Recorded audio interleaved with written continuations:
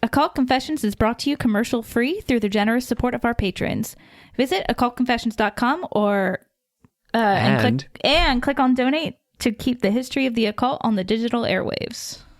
In 1947, in the face of the communist menace and the rise of an international order of nations, the congressional allies of the National Association of Evangelicals proposed to amend the Constitution to recognize, quoting, "the authority and law of Jesus Christ, Savior and ruler of all nations, through whom are bestowed the blessing of Almighty God." The amendment was defeated 8 years later. Over the ensuing decades, liberal Christianity, with its more universal outlook, declined, and conservatives rose up, bolstered by the popularity of televangelism and the baby-centric ethic for young conservative Christian women who kept the pews full with their progeny. In the 1970s, Jerry Falwell formerly aligned the Christian right with the Republican Party through what he called his moral majority. They campaigned against feminism, the Equal Rights Amendment, abortion rights, and gay rights, and played an important role in Reagan's presidential election and re-election, and the election of George H.W. Bush after him. 77% of white evangelicals supported the election of Donald Trump, who, in turn, nominated Supreme Court justices who delivered the Christian right's most prized political goal, namely overturning a woman's right to an abortion in the United States, as well as prayer in public school, by the way. This isn't an episode about abortion or any of the other specific policies of the Christian right. It's an episode about the underlying philosophy driving these politics. The grander vision of a country and a planet ruled according to the dictates of conservative Christianity, as conservative Christians understand them, also known as a theocracy. A Christian theocracy. Who are the forces working behind the scenes and in front of the curtain to bring the globe, but honestly America first, closer to a theocratic government? And what is their endgame? Given their recent successes, we would do well to wonder what ultimate goal they may have in mind. This is it's the beginning of a short series of episodes on the Christian right. My interest in doing this series is to consider, as we always do, the material consequences of this group's supernatural beliefs. Their occultism, in other words. Many of our listeners are hostile to the claims of the Christian right, and often with good reason. But before I began working on this series, I had read very little from the preachers, priests, and theologians who represent this viewpoint, and I think it's actually very important not to knock a thing until you've tried it. If the Christian right's political and spiritual viewpoint is so oppositional to the occult perspective, why is that? What specifically does the occultist reject? A lot of ink has been spilled about the Christian right and its political aspirations, but with the exception of a few scholarly works that I've referenced for context, I want to keep our focus on the primary sources. What are the advocates for theocracy, the prosperity gospel, and purity culture saying in their own words? You'll find I've tended to steer clear of the Christian right's more controversial firebrands in the interest of really wrestling with these ideas. Writers who want to provoke are often less interested in persuading and arguing their case. They preach to the choir, and I am not a singer in that choir. After all, an occultist need not defend Aleister Crowley to make a case for the practice of magic. Is it possible for us to find any common ground with these conservative Christian thinkers? And what is the occult critique of some of their more wayward pronouncements? I encourage our confessors to approach this topic with an open mind. I promise that I won't pull any punches in my analysis. You won't find me concluding that the world conservative Christianity imagines is the best of all possible worlds for our spiritual welfare, so you can go ahead and rest easy and listen generously as I try and separate, in the biblical parlance, the wheat from the chaff. My name is Dr. Robert C. Thompson. I am the Supreme Hierophant of your secret order of alchemical actors, bringing you probably the most surprising episodes or episode topics we have yet covered, joined by our Grand Master of the Order, Olivia Littoral. Hello. Are you ready for this? I'm ready to get slightly irritated. I feel like that's all I've been doing to you guys lately is getting you irritated on a varying scale of slightly to very. I can only be so irritated because I know that I'm going to be irritated. Oh, so you're like, you're primed know for what I it. mean, Yeah, if you though? were surprisingly irritated, then you'd be more irritated. Sure. You've been inoculated. You've been vaccinated. I know I'm already going to have thoughts about this. So. Savannah Verrett, our sister of the 84th degree, how irritated are you planning to be? I don't know if there is a limit, but it's fine. You got 2 Scorpios here, and this That's is not... true, and it's your season, man. We don't know how to shut up. It's the season of the Scorpio. I don't know how to shut up. Do you know how to shut up? Okay. Savannah had to be here on account of we're talking about the presidency of Ronald Reagan.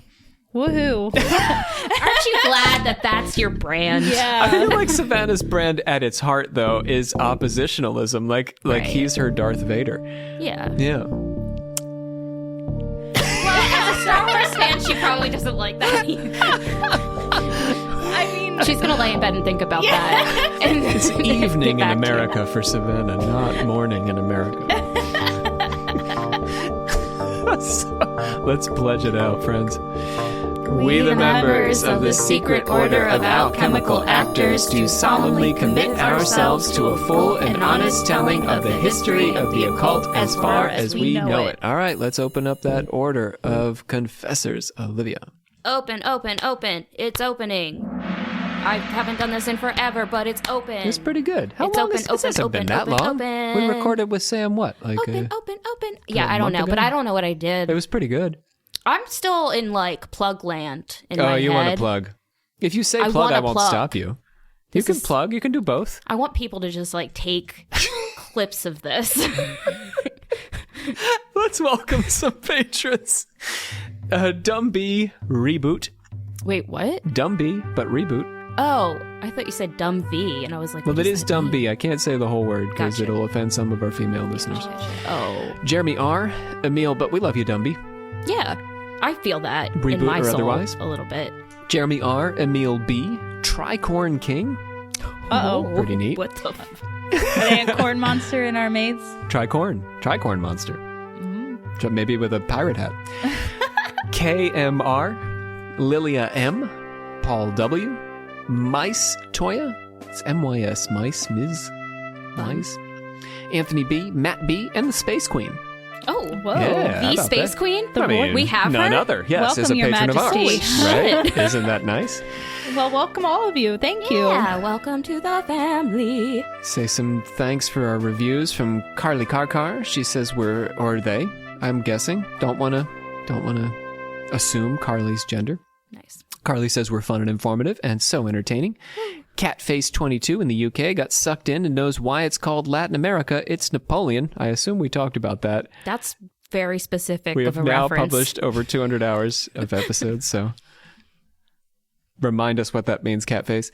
Tony Scargs finally got an iPhone and can rate us on iTunes. Oh my god, I love that. I wonder if that means that Tony is listening on a completely different platform and just snuck over to iTunes to quickly write a... Tony, you're awesome. And the stars are continuing to climb on Spotify. Please, friends, we're, I think, closing in on 500 stars on Spotify. We are chasing down my secret nemesis in the conspiracy world. We're going to catch this nemesis. I feel it.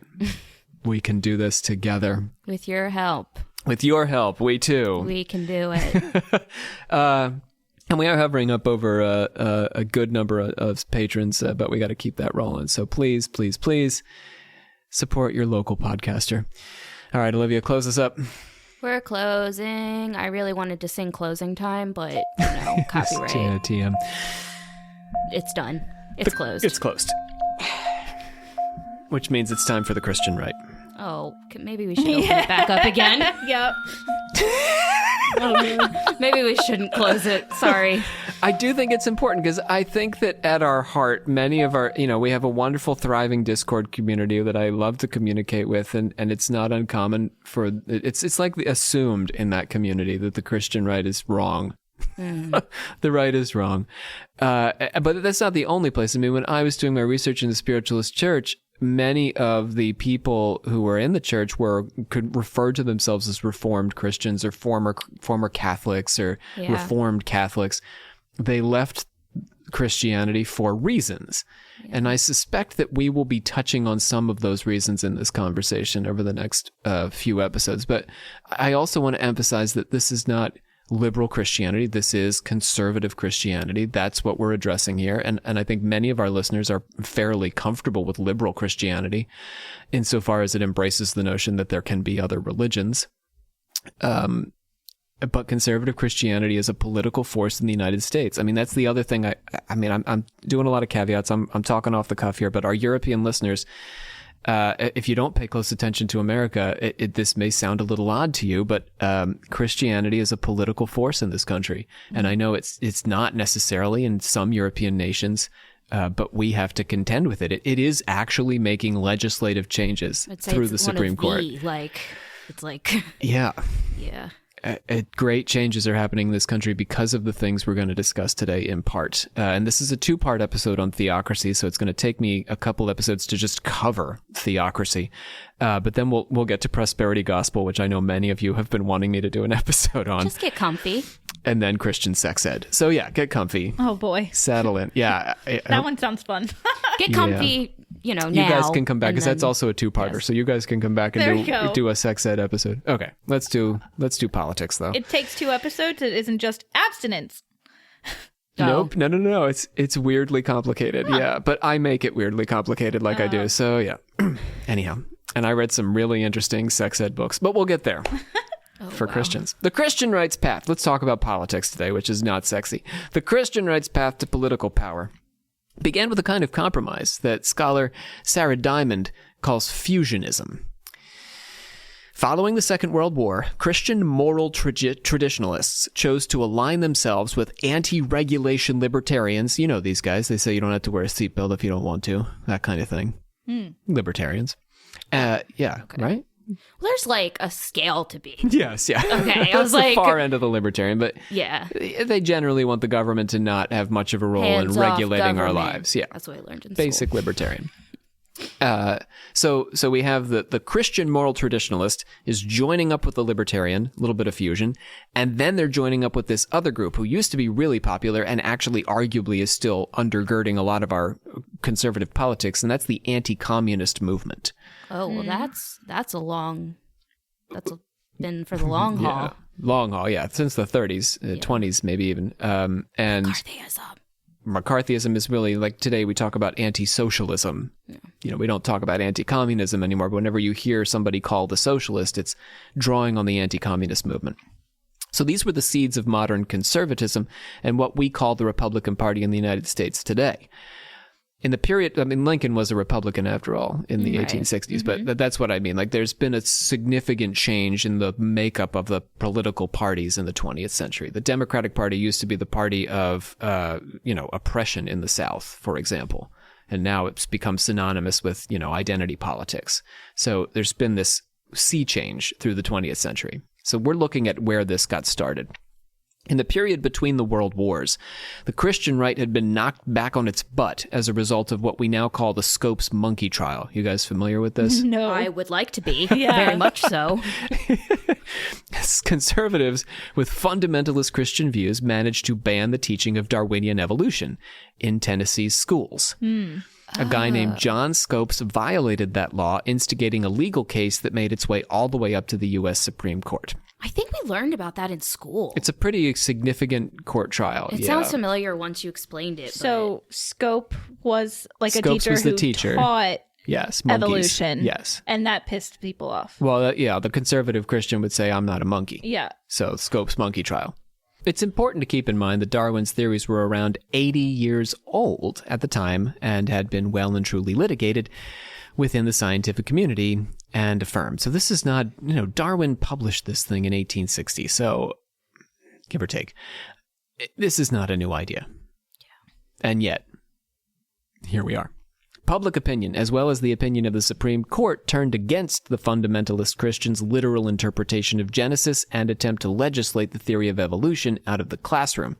This loss resulted in a change of heart among many conservative Christians to retreat from political matters. Evangelicals in particular adopted a premillennialist view that humanity was heading toward Armageddon. If society and culture were going to hell, they said, then so be it. Good Christians, they told themselves, should accept the coming apocalypse without fear. So this was a movement away from politics, briefly. After the Scopes monkey trial, evangelical conservative Christians said, okay, fine. If you liberals want to, run the country, destroy the world, Sodom and Gomorrah the place, that'll just make Jesus come quicker, and we're going to be fine because we're good Christians. Why not just send your kids to a Christian school? That shit costs money. But, like, I know people that went to, like, a school around here that was a Christian school and, like, did not learn evolution. Like, well, and straight homeschool up. It. So, like, why not just... Yeah, but Olivia, if we get to the abortion question, if you're not going to have an abortion because that's your morals, why do you care that somebody else does? I think it comes down to this. Sure. It's the spreading of immorality. Sure. They want to establish a Christian... I mean, that's right. Theocracy in a nutshell. Yeah. I need everyone to believe as I do, Yeah, true. I also want to make a note here. We're not going to get to this today, but the literal interpretation of Genesis is theologically important. If we go all the way back to the beginning of the writing of the Bible, there were people who were open to interpreting Adam and Eve as a metaphor, but it was Augustine, a church father, who made it basically impossible to look at it as a metaphor, but that's not today's topic. So it's not, but I want to say it's not insignificant. It seems like, oh, silly Adam and Eve and this stuff, but it's not insignificant theologically for Christians that this be interpreted as a literal story. It's really, you lose a lot of Christianity, original sin, et cetera, if you lose the story of Adam and Eve. I thought that shit was so confusing when I was a kid in the church. Like, I didn't, like, I remember my mom, like, trying to explain, like, dinosaurs, like, me being like, what about dinosaurs? And her being like, like, she couldn't be like, no. Well, she could have, but my mom's cool Christian, but, like, liberal Christian. The devil put their bones there. I mean, you sort of have to accept a lot of these things because so much of Augustinian theology, which is central to Christian teaching and thinking, is lost if we lose the literal interpretation of Adam and Eve. And again, we're going to I'm looking forward to doing a series on Genesis next year, so give me some time. Occult Genesis, yeah. Anyhow, this retreat from politics, as we all know, spoiler alert, was not long-lived. Evangelicals retreated from more liberal denominations, actually, and began to join together to form what political theorists call parachurch organizations. Holy parachurch, shit. Yeah. Outside the church, but related to religion. Parachurch. Like parasocial? Yeah, like that, yeah. What? That's crazy. Following World War II, they also became preoccupied with the fight against communism, which they viewed, not inaccurately in a Soviet context, as atheistic and anti-Christian. You are correct, sir. Yes, in Russia, they totally, drowned out all the... I mean, if you think of China today, religion is the enemy of the Communist Party. It doesn't need to be, but... I guess... I'm just thinking about, like, even, like, the Communist Manifesto and, like, religion. The opiate of the masses, right? It would break everything. Theoretically. Not everything, but a lot of things. What religion do they follow in Russia? They are Orthodox. They're Christian Orthodox. Oh, okay. Russian Orthodox. Eastern Orthodox, because that's what sort of my like family the Greeks, was. Yeah. James and them, yeah. But he's Greek James, Orthodox. yeah. But yeah, it's the Orthodox Church. Russian Orthodox, Greek Orthodox, Ukrainian Orthodox. They're all of the same family. They also started seeking a better means to spread their message, our conservative friends. They began lobbying, and their lobbying efforts included working to change the Federal Communications Commission's rules governing religious broadcasts.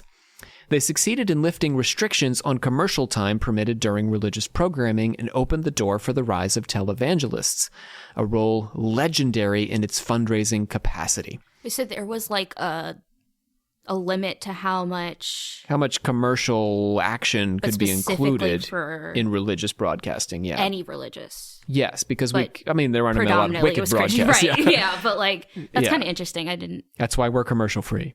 That was a great lead-in. Wow. Subscribe to our Patreon. Yeah. See, we're all ready. We're all we're all televangelists at heart. Okay, speaking of which, we're not going to want to be after this, but so they lifted all these rules that were basically preventing televangelists from running commercial stations and fundraising their faces off. But when they got the FCC to change its rules, this creates this new situation where televangelists can pop up like weeds. Televangelists were not only originally interested in raising money, they also had political ambitions. In the 1960s, Pat Robertson's Christian Broadcasting Network launched a political talk show that drew the focus of Robertson's evangelical audience increasingly toward worldly matters. In the idiom of print media, in 1956, Billy Graham founded the magazine Christianity Today, through which he argued that the gospel message should be brought to every aspect of life. This included the political campaign against communism. While Jesus' message was often hostile toward the rich and embraced poverty as a way of life, Graham's magazine had strong capitalist sympathies, and this helped to position the Christian right as a valuable ally for politicians from McCarthy to Reagan and beyond. But the work of the 1950s and 60s evangelical leaders was largely about constructing an infrastructure that would not take special interest in wielding political power until the 1970s, when major social changes got America's evangelicals all hot and riled. Those social changes centered on, can you guess, what in the 1970s is going to upset evangelicals? Any guesses? No, I don't know. Vietnam? No. Why would that? I mean, Vietnam's anti-communism, so they're good with that. Vietnam away, but who's fighting the Vietnam War? Who's against the Vietnam War? Who's protesting the Vietnam War? Hippies who are doing what? Taking a test. Having sex. Yeah, sex. Yes. Wow, you did it. I did it. You did it. Yeah, but there's more than that happening because of birth control. We're also seeing what? A change in whose role in the home. A woman. Well, yeah, you're right. Yeah. Whoa. You are taking a test on the What's her 70s. face? Margaret, who did contraception. Female what's Margaret something? No? Fuck. Guys, come on. Margaret Mitchell? I think she wrote Gone with the Wind. Mitchell. Yes, Gone with the Wind also. Was she involved in this movement? This better be a good Margaret. Watch, it's like not even Margaret. Birth control methods. I want like the history of. I don't know if there's going to be a way for me to bring this up, but I watched a really interesting video that apparently there was an amusement park called Holy Land where these people made like a literal like recreation of Jerusalem when Jesus was alive and turned it into this like amusement park, like theme park. Like Colonial Williamsburg Jesus edition? Except it was in Orlando, Florida. And they put it right in the center of a Jewish community so that like they could try and convert people. Oh, wow. Yeah. And it was around, see this. It was around for like 10 is this years. on YouTube? It is. Margaret Sanger. Margaret Sanger. Margaret, I give you Margaret Sanger, everyone. She was like birth control. Like she was the first bitch to be like, here, ladies, take this birth control. Fuck your men. And they did. Well, both. Well, yeah, literally. basically. Now you can. Yeah. Without worry. And it was crazy. That was times. it. Someone out there appreciated that I just found that. One person. So the social changes we're talking about, as we're saying, centered on sex and gender, the enfranchisement of women, birth control, the legalization of abortion, and the quest for gay civil rights, all things dating to the 70s. Evangelicals lined up in opposition to the Equal Rights Amendment, a change to the U.S. Constitution that would guarantee equal rights for women, and was opposed by conservative women led by Phyllis Schlafly, who argued that it denigrated women's role as wives and mothers and would force women into active combat duty in the military. Whoa. Yeah, interesting argument. Phyllis. Cate Blanchett played Phyllis Schlafly in a miniseries. Good old Kate. They also got involved in local school board disputes. They led the charge, leading the charge for irked evangelicals, however, were the televangelists. In 5 years, membership in the National Religious Broadcasters quadrupled, and Pat Robertson, who was the first broadcaster to secure a license to air religious programming more than 50% of the time, was running an organization with $51 million operating budget and an audience of 5 million people. Wow. Yeah. That's a lot of people. He does this talk. I mean, I mentioned his talk show, but it's basically like, Johnny Carson or David Letterman.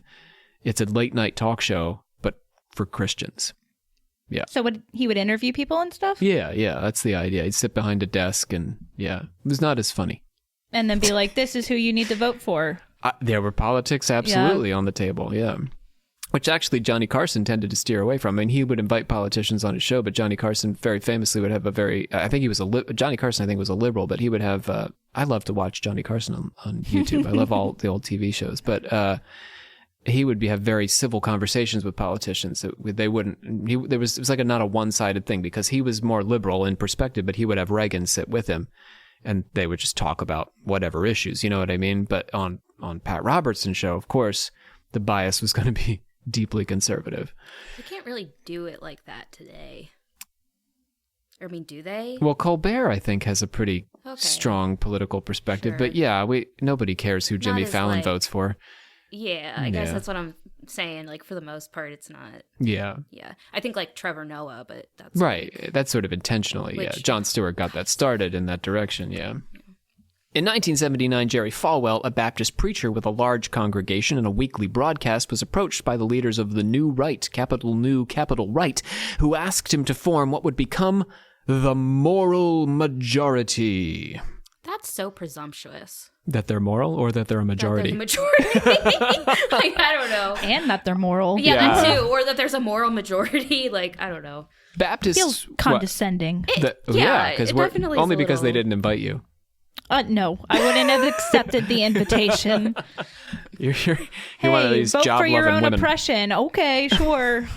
Okay. Baptists were generally opposed to mixing religion and politics, but Falwell had become upset with what he perceived to be the decay in the nation's morality and performed his I Love America tour in 1976, preaching about social issues. It's a centennial year, so it's a big year, 1976. My parents got married that year. Captain America also did I Love America tour. Did he? How'd it go? He went to war after it, I guess. Did he convince the Baptists to get involved in politics? Yeah, that definitely happened. That was part of it? 100%. He was convincing the military people to give money. That's the weirdest Marvel movie ever. Yeah, no, literally for half the movie, he's like in a goofy costume, like doing stage shows, trying to get people to donate to the military. So you're just watching fundraising. Yeah. Boy, people will pay for anything. Yeah, I didn't like Captain America. So you're watching fundraising. You're in a capitalist exercise to raise money for a corporation where you're watching somebody else raise money. Yep. Who was experimented on and made super buff and powerful, but they were like, we don't want to use you anyway. And then we're like, go be on stage. It's weird. Go dance. Dance for us, Captain America. So the actor himself is sort of playing a version of who he already is. Yes. Focused in the South, the Moral Majority had formed chapters in 18 states over the course of a year. It grew to have over 4 million members and 2 million donors, and functioned as one of the most influential lobbying groups in Washington, D.C. throughout the Reagan administration, falling into decline after Reagan's second term, in part because of the successes they'd enjoyed during the 8 years, which took the urgency out of the movement. It was also after he killed all the birds. Well, yes, that was their main priority. Was no momentum in the movement anymore. Yeah. They were like, well, I'm not mad at anything anymore because all the birds are dead. Every morning I would get up and shake my fist at the birds. BB gun in hand. Right, and now I just wake up and I know that they're not actually birds, and I feel so content that I just want to go for a picnic now. My wife is like, what's wrong? I mean, we're making a joke about birds, but this is kind of how it works. I mean, you get real weed up about your political issue, and then if it's satisfied, like if they were to re-overturn, like if Roe came back, right, like tomorrow, the Supreme Court's like, oops, we screwed up. In fact, we deprived a lot of women of this right. Then I bet it would be hard to get people to the polls in a couple of weeks because people will be like, oh, we're good now. The Supreme Court evened out. They're cool now. They relaxed. Take a 2-second breather. Yeah. I mean, that's basically what happened with the conservatives in the 80s. They got so much of what they wanted that they stopped caring. They were good. America was more or less saved. Yeah. However, speaking of saved, those successes were often more a matter of appearance than substance. 2 million evangelicals voted for Reagan in 1980, but Reagan was more focused on economic and military matters than moral ones. While he opposed abortion and lamented approving limited abortion rights as governor of California, that's right, Ronald Reagan approved abortion rights as governor of California.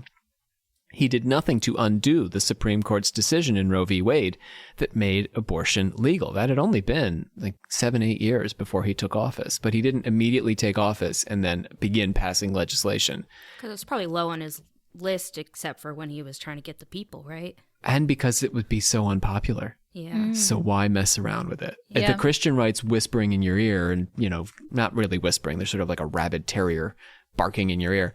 But you're like, shut up, man. I got all this. If I can just start a war in Central America, people won't care.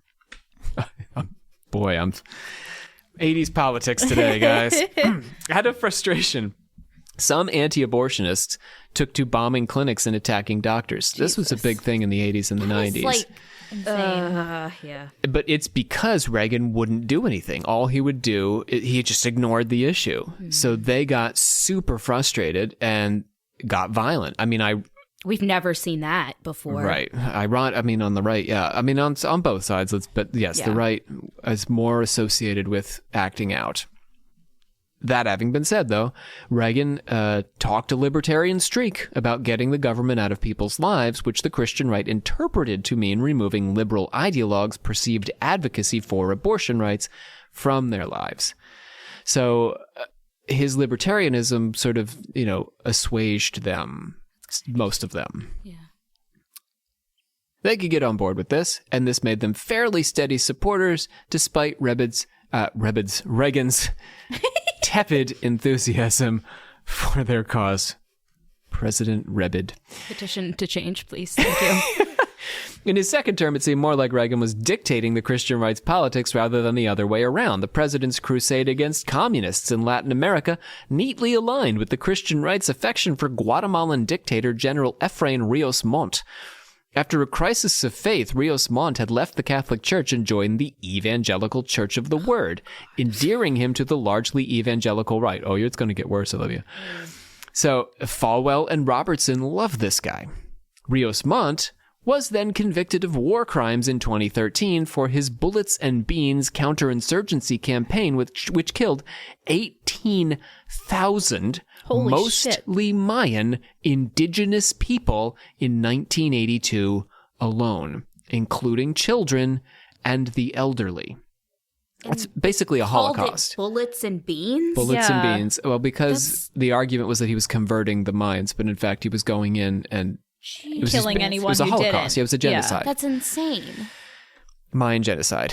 And the Christian right was like, hell he's our man. He's our man. In the 80s, they said he's our man. I mean, by 2013, we had really fully fleshed out what the Guatemalan dictator was up to, but there were signs for sure that what he was up to with the Mayans was not okay. This is not the Inquisition. I don't... He accused the Mayans of being communist guerrillas and equated them with atheists, even though they practiced traditional Mayan religion. Of course. You know what? But if they're not what they're doing, then they're atheists. Yep. They need to learn how to mind their business. Guatemalan dictators? No.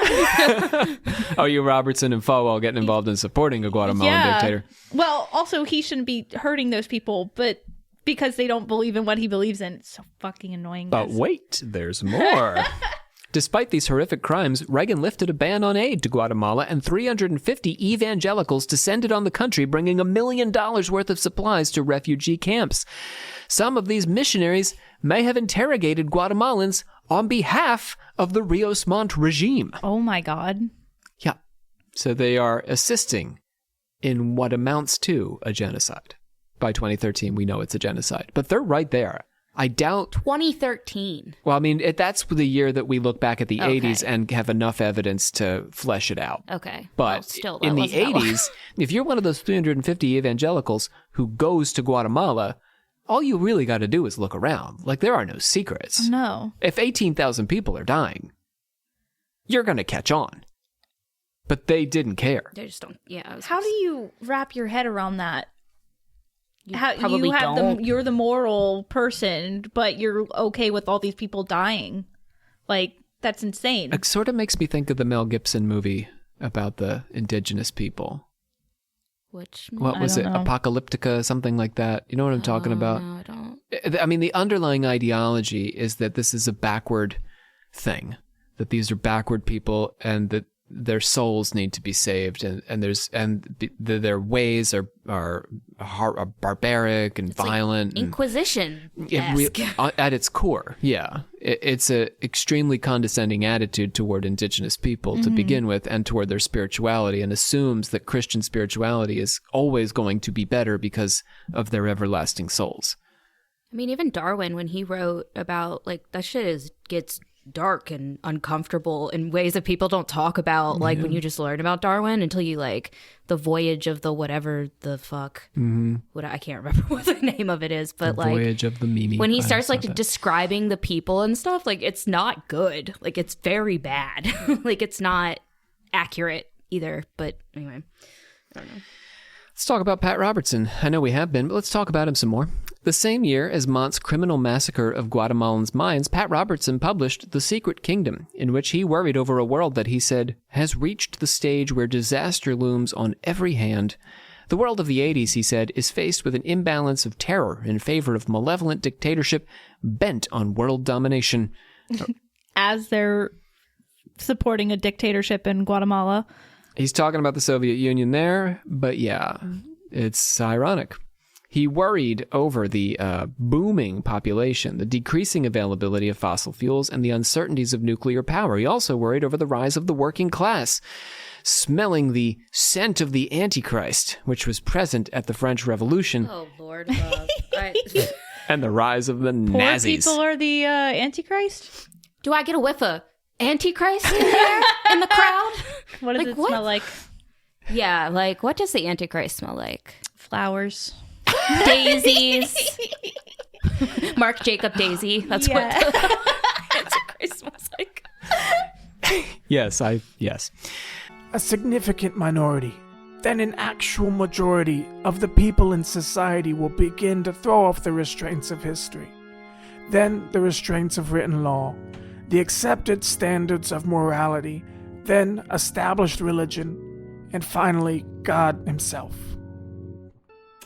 For Robertson, God and religion were essential pillars holding up the fabric of society itself, and would be the last to fall. He observed traditional morality under threat by those demanding the right to free expression, presumably in the form of graphic media.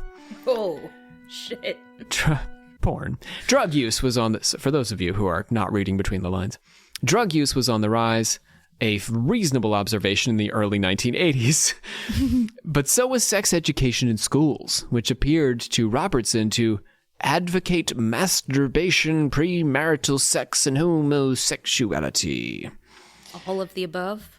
Yeah, I mean, I doubt that they were promoting homosexuality in the 1980s, but perhaps they were beginning to consider teaching some variant of tolerance at that point. I'm not sure exactly what he means there. I mean, the masturbation and premarital sex is baked into any sex ed class that's worth its salt, but anyway. We did not talk about masturbation in sex ed class. Charles Ledbetter would be very disappointed. There were increasing numbers of abortions, and perhaps not coincidentally in Robertson's mind, couples living together outside the bonds of marriage. But, I know, these conservative moral concerns were not the extent of his critique. It also stretched to less obviously ethical and more overtly political matters. The federal debt, for example, was about to exceed $1 trillion, leaving the economy on the verge of collapse. Whoa. Seems ridiculous now, right? I've heard that phrase my entire life. Yes. Every time we hit another $1 trillion, we're like, this is it. It's the end is here. Okay. That's literally not how money works.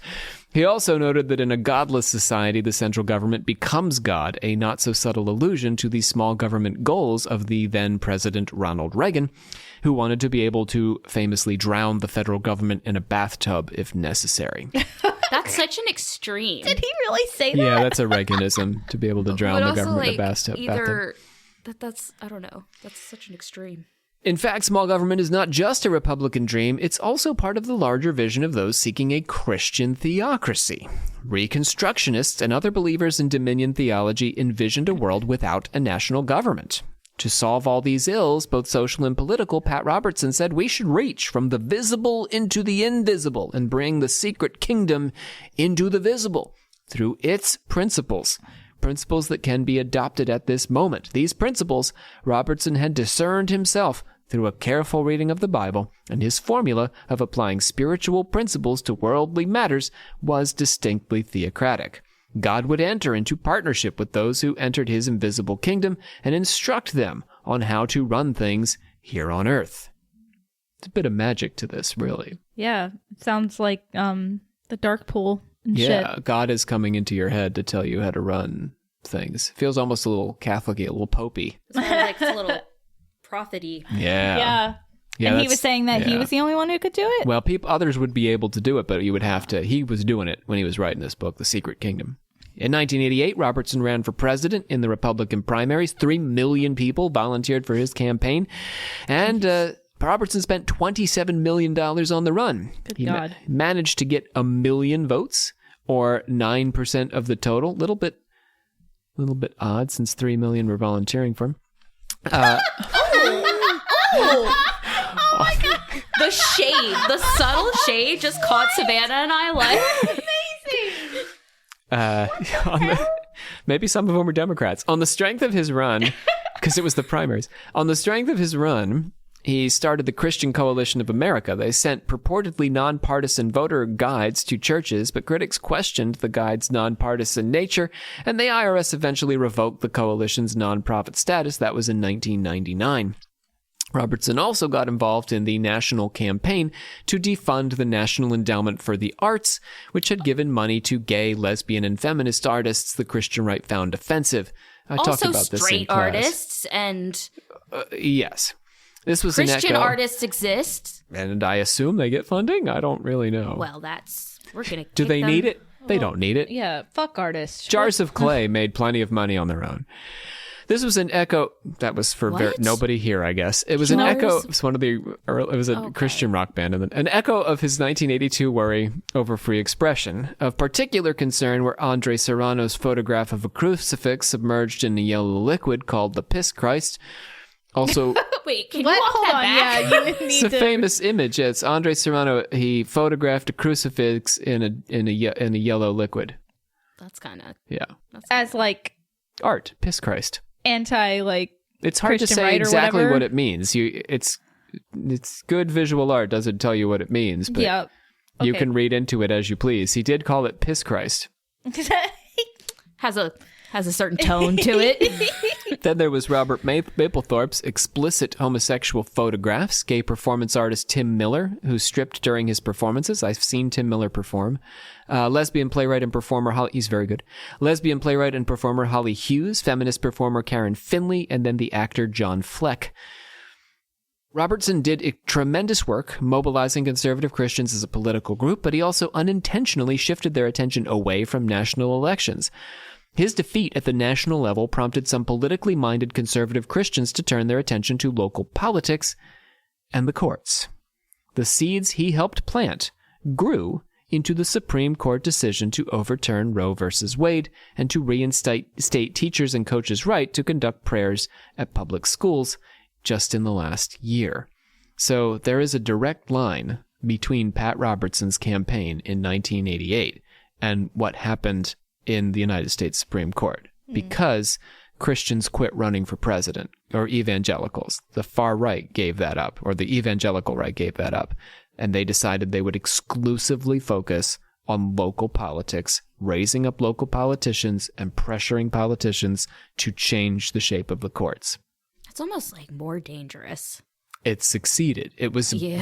it was pretty brilliant. I got to give him props. It worked remarkably well. It took the left off it. Like, the left was just knocked on its butt. People were shocked by what happened. Mitch McConnell's ability to manipulate the Senate in order to install ultimately a series of very conservative justices who have been voting as a bloc and have been brought all of these ideas, these cases. That's it for me. Thoughts on this? This is the politics side. The philosophy side will be next episode. I don't even know. For some reason, all I keep thinking about is how in high school, did you have they had a controlled Christian group that you could. What? So it was like Controlled as in like they kept them in a cage? No, so or? like they spun it as like a club. But so you would get to school like way early in the morning, like before the school is open. And they would like put the flags up and shit, but then they would like have like kind of like Bible study, but not. It would be like they would have their like Christian meeting of sorts, and then Christians raised the flag every day? Well, I don't know if that was like an everyday thing, but I saw them do it a lot. But like sometimes it was the Pride Club. So they would like stand in a circle outside and stuff, but then I think sometimes they also did stuff in the school, and they had like a name like for the group. I had multiple people try to get me to do this group, and I was like, you're barking up the wrong tree. They were trying to save you, Olivia. Yeah, well, I was in youth group with my mom still at that point, but okay. like not like I was just chilling. Yeah. And like they were like, come talk about Christ. And I was like, it's 6 a.m. I'm good. We'll let you put the flag up. I'm good. Shit, you got me. That's how they get you. That's the political agenda. I think the janitors put the flag up at our school. Yeah, we didn't have anything like that at my school.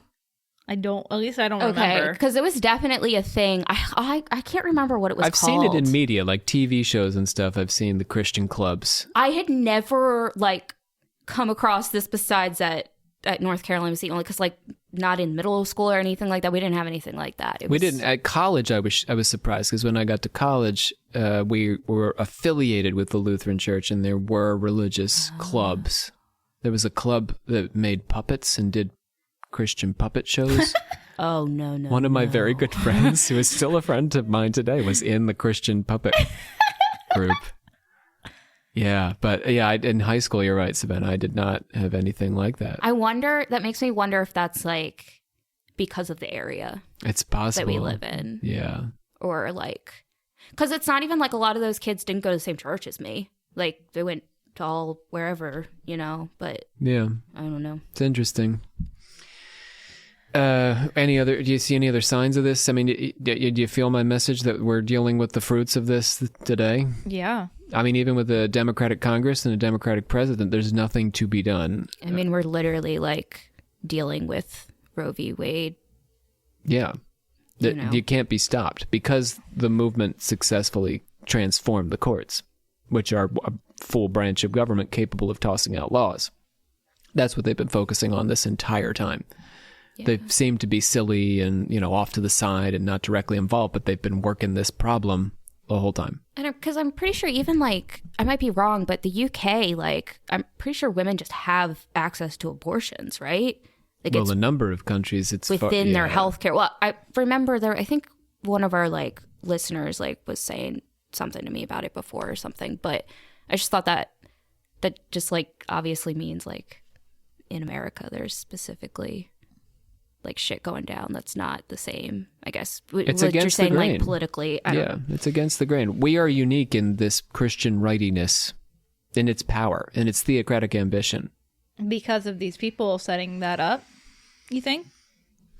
Man, I mean, I'm not going to get into this, and I can only speculate. There are people who study these things, but frankly, they're often just guessing. We are a nation that fundamentally, we can never forget, was founded by the people that the British threw out because their religious beliefs were too extreme. Yeah, that is true.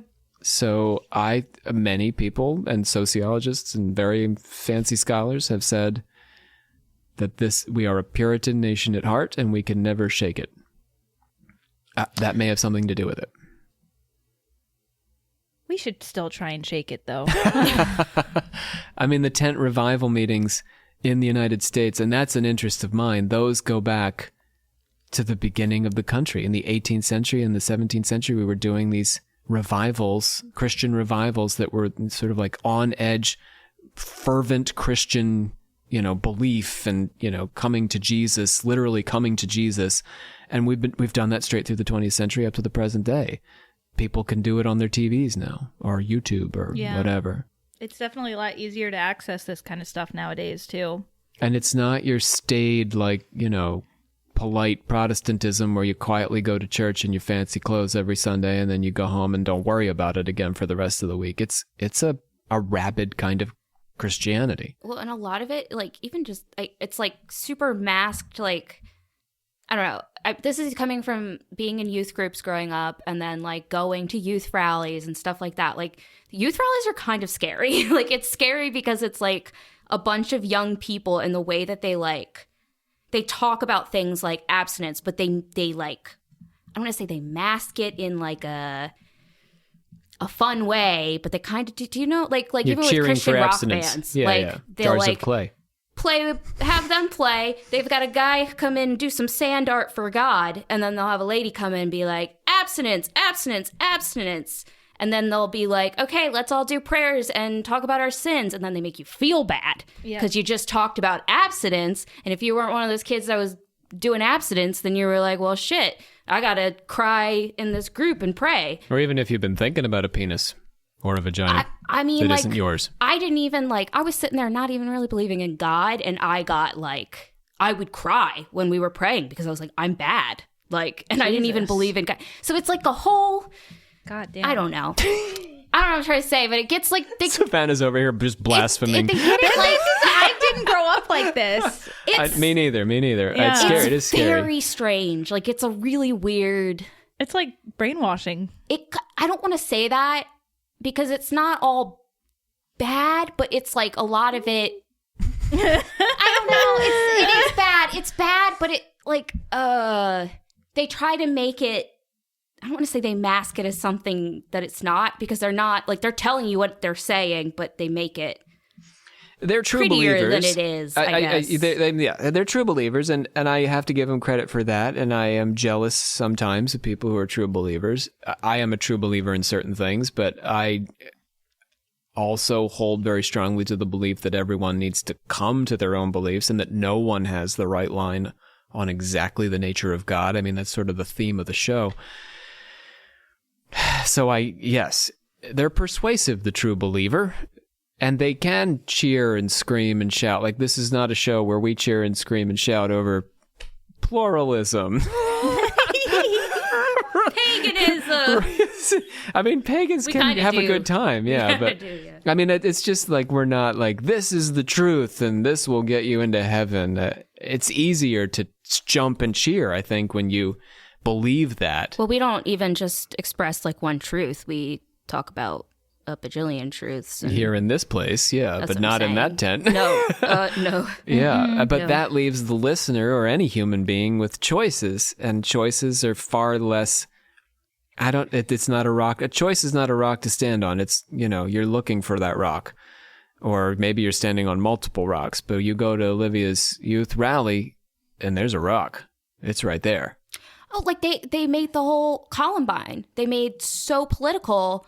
For at least with in Christianity, even I mean, I was in quote unquote fun Christianity, but why? Because there was, I think it was Columbine, but there was this one girl, I guess, and everyone honed in on her because she was a Christian, and I guess one of the guys was like, "Do you believe in God?" or whatever. And that's right. She said yes, I do, and she died. He shot her. But she became this, so her parents wrote a book. They came and they toured, and it became this huge thing. And every year we would go to the youth rally. And she was a martyr. A modern day Christian martyr. And we were essentially, they didn't tell us, that's what you should be, but they were telling us that's what you should be, which to me was, super political in the way that I was, even then was well, that's not, we shouldn't be telling a bunch of, 6th through 12th graders. I don't know. It is core Christianity, though. I mean, St. Stephen, if you look back to day one, that's what made a Christian, was the willingness to die for that belief. And they were telling a venue full of kids this. It's scary not that long stuff. ago. It's scary stuff. I don't know. I'd be curious to see what my mom thinks about it now. Today? Yeah. But... Well, give her a poll and come back and let us know. Yeah. All right, bring us on home. I hereby adjourn and declare closed this meeting of the Secret Order of Alchemical Actors till such time as we get together and do it again. So ends part 1. As I said, part 2, we're going to dig into the philosophy. I'm going to argue with a guy named Bahnsen, who is one of the major philosophers of Christian theocracy. And I do think many of you will be delighted by the way I deconstruct his analysis of the New Testament. I am not a New Testament scholar by any stretch, but here comes the occultist. This is an outsider's perspective on some craziness. I'm joined this day, my name is Dr. Rob C. Thompson, joined this day by Olivia Littoral, our Grandmaster. That's me. And Savannah Barrett, sister of the 84th degree. Hello. Goodbye. Also, check out this really cool video from Expedition Theme Park about Holy Land. That's what it's called, Holy Land. So you can search Expedition Theme Park Holy Land. Yeah, that's the name of the YouTube channel. And then Holy Land is like, it's about an amusement park that was made to recreate Jerusalem when Jesus was like alive, and basically just be like a giant church / amusement park. Is this still going? No, it just closed. Damn it, I want to take a field trip. No, dude, COVID killed it. I know, right? COVID killed it. Yeah, I swear to God. But because it's so interesting. But yeah, like televangelists, like it was run by this one guy who was trying to convert, like, he put it right in the middle of a Jewish community, trying to convert as many Jewish people as possible. Wild. Yeah, and then he lost so much money on it that he sold it to these televangelists, and these televangelists were running it for a really, really long time. And the guy, he did such a good job editing the video. There's like one video where you can hear the woman from the televangelist being like, "Oh, you just got all that money from a dead relative, and God wants you to give that money to us so we can run Holy Land," and shit like that. And it's like, what the fuck? And yeah, it's such an interesting video. Check that shit out. Check it out, man. And come back for more conservative Christianity here on Occult Confessions. Bye.